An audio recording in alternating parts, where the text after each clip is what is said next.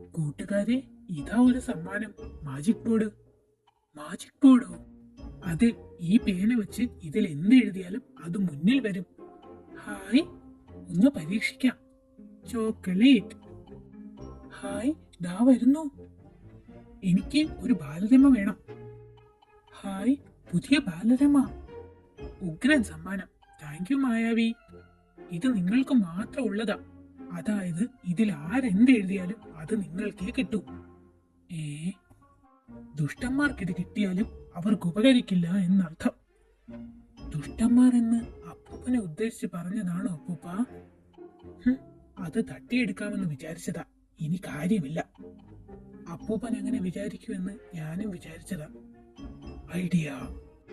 എന്തെഴുതിയാലും അവർക്ക് കിട്ടുമല്ലോ. എങ്കിൽ അവർക്ക് വേണ്ടത് നമ്മൾ എഴുതും. അവർക്ക് എന്താ വേണ്ടതെന്ന് ചോദിക്കണോ? അതല്ലടാ മണ്ട, നീ അദൃശ്യനായി ചെന്ന് അതിൽ എഴുതണം.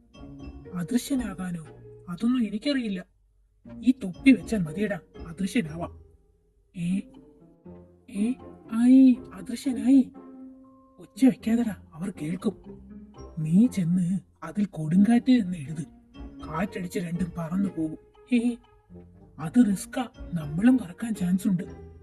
ആ, എങ്കിൽ വെള്ളച്ചാട്ടം ഒന്ന് എഴുത്. അതോ ഓക്കെ. ഓഹോ, അദൃശ്യ തൊപ്പിയാണല്ലോ. ഏ, അപ്പാ വിട്ടോ, മായാവി തൊപ്പി മാറ്റി. ഏ, നീ എഴുതി തീർന്നോ? അവസാനത്തെ പൂജ എഴുതാൻ പറ്റിയില്ല. അതായത് വെള്ളച്ചാട്ട എന്നാണോ എഴുതിയത്? മായാവി, വെള്ള നിറത്തിലൊരു ചാട്ട. ഇതെങ്ങനെ വന്നു? ഇനി ലുട്ടാപ്പി വന്നാൽ നല്ല അടി കൊടുക്കാം.